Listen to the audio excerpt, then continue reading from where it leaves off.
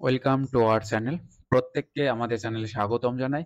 আজকে আমরা একটা গুরুত্বপূর্ণ ক্লাস আলোচনা করব, যে কলকাতা হাইকোর্টের এলডি এক্সামের জন্য যে জিকে সিরিজ আলোচনা করছি, আজকে তার 5th ক্লাস, অর্থাৎ ইতিমধ্যে 4টে ক্লাস কমপ্লিট হয়ে গেছে। তার লিঙ্ক ডেসক্রিপশন বক্সে দেওয়া আছে, সেগুলো অবশ্যই তোমরা দেখে নাও। আশা করি অনেক বেশি উপকার তোমরা পাবে। দেখো, আজকে যে টপিকটা আলোচনা করব সেটা হাইকোর্ট নিয়ে। পুরো তোমরা থাম্বনেলে দেখে নিয়েছো যে হাইকোর্টের উপরে বিভিন্ন ধরনের কোশ্চেন, যেগুলো বিভিন্ন পরীক্ষায় আসে বা আসতে পারে, এবং তোমাদের এই পরীক্ষার জন্য তো ভীষণ গুরুত্বপূর্ণ, কেননা তোমরা হাইকোর্টের পরীক্ষা দিতে যাচ্ছ। তাই হাইকোর্ট সম্পর্কে জেনে যাওয়াটা খুবই জরুরি। সো চলো, ভিডিওটা 1 সেকেন্ড স্কিপ না করে পুরো ভিডিওটা দেখো। অনেক ইনফরমেশন তোমরা এখান থেকে গ্যাদার করতে পারবে। চলো, আজকের প্রথম কোশ্চেন দিয়ে শুরু করছি আজকের এই সুন্দর সেশনটি। Question number 1. In which year the institution of High Court originated in India? ভারতবর্ষে প্রথম যে হাইকোর্ট স্থাপিত হয়, উৎপন্ন হয়, তৈরি হয়, সেটা কত সালে? না 1862 সালে, 1862-তে কলকাতা হাইকোর্ট, মাদ্রাজ হাইকোর্ট এবং বোম্বে হাইকোর্ট, 3টে হাইকোর্ট কিন্তু একসাথে চালু হয়েছিল। তাই প্রথম যদি কোশ্চেন আসে যে প্রথম কোনটি হাইকোর্ট আমাদের দেশে স্থাপিত হয়, তাহলে আমরা বলবো Kolkata high court. Okay, next. Where was the first High Court was established in the year 1862? 1862 সালে প্রথম কোথায় হাইকোর্ট স্থাপিত হয়? Option Kolkata, Allahabad, Madras, Punjab.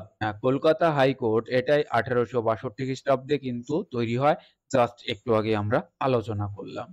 Next, question number 3 বলা হলো যে where was the fourth high court was established in the year 1866? 1866 সালে ভারতবর্ষের চতুর্থ যে হাইকোর্ট স্থাপিত হয় সেটি কোথায় স্থাপিত হয়েছিল? না, এটি স্থাপিত হয়েছিল এলাহাবাদে। Option B is the right answer, Allahabad. Next, which amendment of Indian Constitution authorized the Parliament to establish a common high court for two or more states, or for two or more states and a union territory? অর্থাৎ যে ভারতবর্ষের কোন সংবিধান সংশোধনী আইন অনুসারে parliament এই বিল পাশ করে যে 2 বা ততোধিক রাজ্যের জন্য একটা হাইকোর্ট থাকবে, অথবা 2 বা ততোধিক রাজ্য এবং একটা ইউনিয়ন টেরিটরি নিয়ে একটা কমন হাইকোর্ট থাকতে পারে। এটা হয়েছিল 7th অ্যামেন্ডমেন্ট অ্যাক্ট 1956। 1956 সালের সপ্তম সংবিধান সংশোধনী আইনের মাধ্যমে কিন্তু এটা করা হয়েছিল। চলো, next question. Question number 5. How many high courts are there in India at present? বর্তমানে এই সময় 2024 সালে সেপ্টেম্বর মাস, এই সময় দাঁড়িয়ে আমাদের বর্তমানে ভারতবর্ষে মোট হাইকোর্ট সংখ্যা আছে 25টি। মোট হাইকোর্টের সংখ্যা 25টি। Next, which of the following union territories has a high court of its own? কোন ইউনিয়ন টেরিটরির নিজস্ব একটা হাইকোর্ট রয়েছে? জম্মু অ্যান্ড কাশ্মীর, লাক্ষাদ্বীপ, দিল্লি, আন্দামান অ্যান্ড নিকোবর দ্বীপপুঞ্জ। না, এটা কিন্তু দিল্লি উত্তর হয়ে যাবে, সঠিক উত্তর দিল্লি। দেখো, ইউনিয়ন টেরিটরি এই কথাটা বলা হয়েছে, তোমরা অনেকেই বলবে যে দিল্লি কি union territory? Delhi union territory plus capital territory. মাথায় রাখবে যে এটা কিন্তু রাজধানী শহর।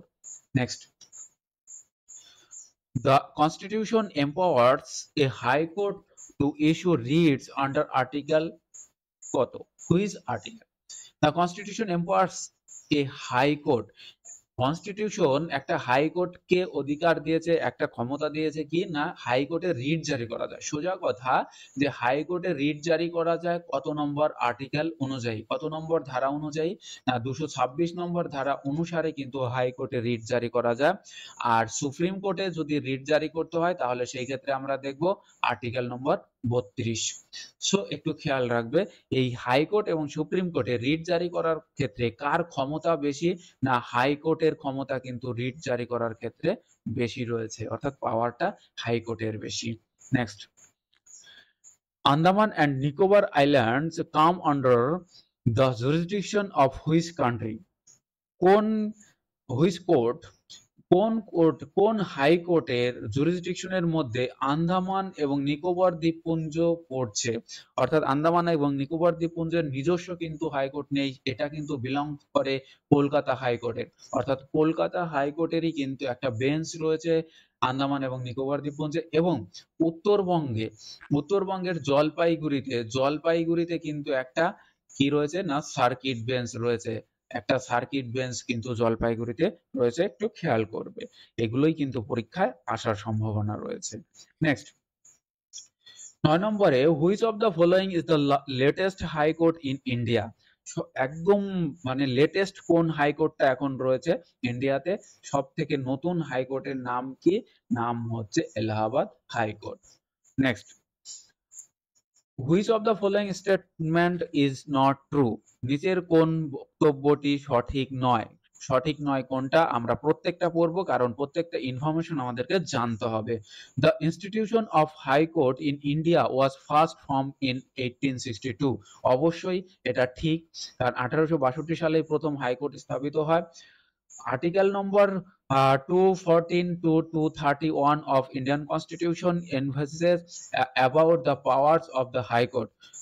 214 থেকে 231 নম্বর আর্টিকেল অনুসারেই কিন্তু কি, না হাইকোর্ট সম্পর্কে বলা হয়েছে, এবং এটাও কিন্তু ঠিক, একদম সঠিক।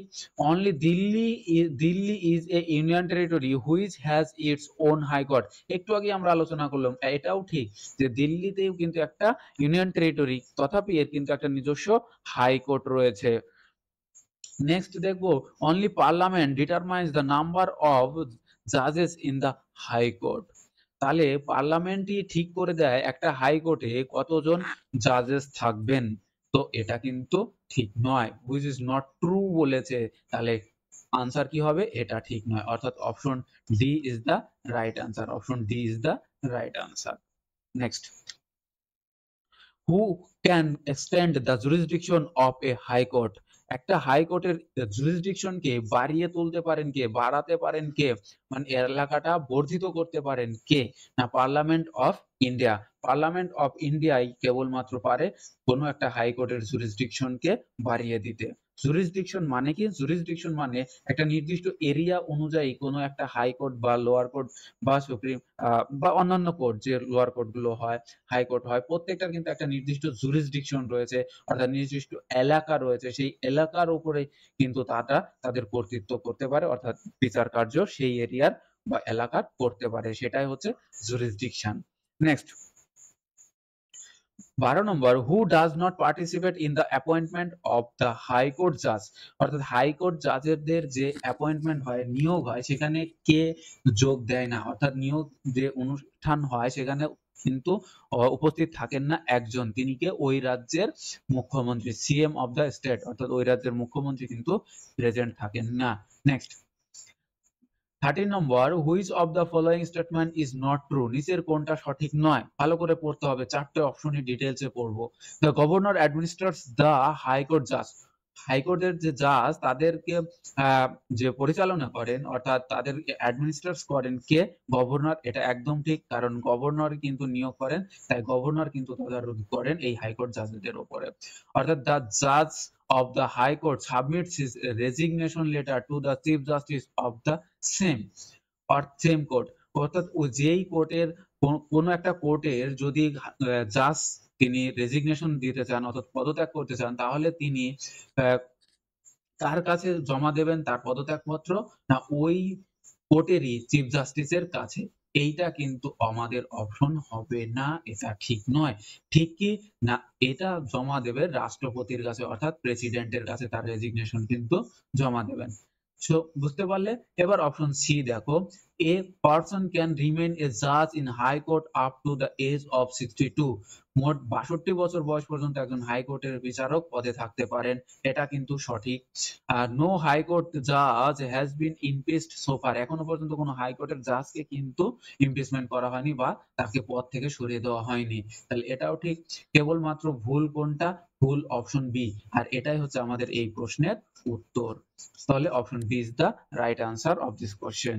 Next 14, on which ground a high court judge can be impeached? কোন কিসের ভিত্তিতে কোন একজন হাইকোর্টের জাজকে কি করা হয়? ইমপিচমেন্ট করা যেতে পারে। প্রুভেন মিসকন্ডাক্ট, একদম মানে যদি কারো ব্যর্থতা প্রমাণিত হয়, অর্থাৎ যদি কিছু অসৎ আচরণ প্রমাণিত হয় এবং ইনকম্পিটেন্স এবং অযোগ্যতা প্রমাণিত হয়, তাহলে এই দুটোর ক্ষেত্রেই কিন্তু তাকে ইমপিচমেন্ট করা যায়। তাহলে option C is the right answer. Next, how can the high court জাজ বি রিমুভড? হাইকোর্টের জাজদের রিমুভ করা হয় কিভাবে? রিমুভ করা হয় কি করে? না, একটা রেজলিউশন পাস করা হয় স্পেশাল মেজরিটির উপরে ভিত্তি করে। কোথায়? না পার্লামেন্টে। অর্থাৎ আমাদের ইন্ডিয়ান পার্লামেন্টে একটা স্পেশাল মেজরিটিতে পাস করানো হয় একটা রেজলিউশন, এবং সেক্ষেত্রে কেবলমাত্র হাইকোর্টের জাজেদেরকে রিমুভ করা যায়। অর্থাৎ option D is the right answer. এবার আসবে যে স্পেশাল মেজরিটি কাকে বলে, এসএম কাকে বলে? না, কাকে বলে?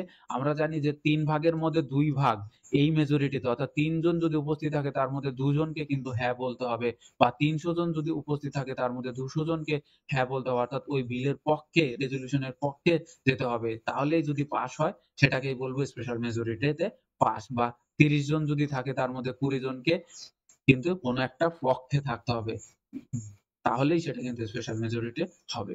নেক্সট, দ্য হাইকোর্ট জাজ গেটস দ্য পেনশন ফ্রম। হাইকোর্টের যে জাজ তারা পেনশন কোথা থেকে পান? তারা পেনশন পান ইন্ডিয়াস অ্যাকুমুলেটেড ফান্ড, অর্থাৎ option A is the right answer. Next, which of the following state does not have a high court? নিচের কোন রাজ্যে একটা হাইকোর্ট নেই, তাদের নিজস্ব হাইকোর্ট নেই? এটা খুব গুরুত্বপূর্ণ কোশ্চেন।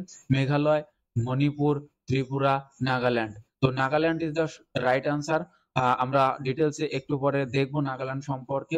দেখো next question, which is the smallest high court in India? সব থেকে ছোট হাইকোর্ট ভারতবর্ষের মধ্যে কোনটা? সেটা হচ্ছে সিকিম হাইকোর্ট। সিকিম হাইকোর্ট কিন্তু সব থেকে ছোট high court. Next, which high court has the largest jurisdiction? সব থেকে বেশি বড় এলাকা নিয়ে কাজ করছে, অর্থাৎ এলাকা বড় জুরিসডিকশন রয়েছে কোন হাইকোর্টের? সেটা হচ্ছে গুয়াহাটি হাইকোর্ট। এই গুয়াহাটি হাইকোর্ট এর জুরিসডিকশনে কোন কোন রাজ্য রয়েছে এটা কিন্তু পরীক্ষায় আসে, অনেকবার এসছে। তোমরা একটু লিখে নাও, কমেন্টে জানাবে যে তোমাদের এই ভিডিওটা উপকারে আসলো কিনা। আর দেখো, তোমাদের জন্য কষ্ট করে ভিডিও বানানো হয় একমাত্র তোমরা যাতে উপকৃত হও সেই কারণে। আর তোমাদের কাছ থেকে এটুকুই চাওয়া, তোমরা লাইক করো, কমেন্ট করো এবং বন্ধুদের মধ্যে শেয়ার করো। আর চ্যানেলে নতুন হলে অবশ্যই চ্যানেলটা কিন্তু সাবস্ক্রাইব করবে। আর সবসময় আমাদেরকে তোমরা ভালো একটা কমেন্ট করে আমাদেরকে মোটিভেট করবে। নেক্সট, দেখো তাহলে গুয়াহাটি হাইকোর্টের যে জুরিসডিকশন সেখানে কোন কোন এরিয়াতে রয়েছে? আসামে রয়েছে, নাগাল্যান্ডে রয়েছে, মিজোরামে রয়েছে, এবং অরুণাচল প্রদেশ কিন্তু রয়েছে। অর্থাৎ 1, 2, 3, 4, 4টে রাজ্যে কিন্তু, রাজ্য জুড়ে কিন্তু এই জুরিসডিকশন রয়েছে। কার? না গুয়াহাটি হাইকোর্টের। সো নেক্সট, দেখো, who has the first chief justice of Calcutta high court? Kolkata হাইকোর্টের প্রথম প্রধান বিচারপতির নাম কি? ভেরি ইম্পর্টেন্ট কোশ্চেন এগুলো। দেখো, স্যার বার্নেস পিকক, ইনি হচ্ছেন কলকাতা হাইকোর্টের প্রথম প্রধান বিচারপতি। নেক্সট, অ্যাক্টিং জাজেস আর অ্যাপয়েন্টেড ইন। অ্যাক্টিং জাজদেরকে কোথায় অ্যাপয়েন্ট করা হয়, অর্থাৎ নিয়োগ করা হয়? অর্থাৎ অ্যাক্টিং জাজ বলতে ভারপ্রাপ্ত, দায়িত্বপ্রাপ্ত জাজদেরকে নিয়োগ করা হয় অনেক সময়। তো সেটা কোন কোর্টে করা যায়? সুপ্রিম কোর্টে করা যায়, একদম ঠিক। হাইকোর্টে করা যায়, হাইকোর্টেও করা যায়, ডিস্ট্রিক্ট কোর্টে না, ডিস্ট্রিক্ট কোর্টে কখনোই অ্যাক্টিং জাজ করা যায় না।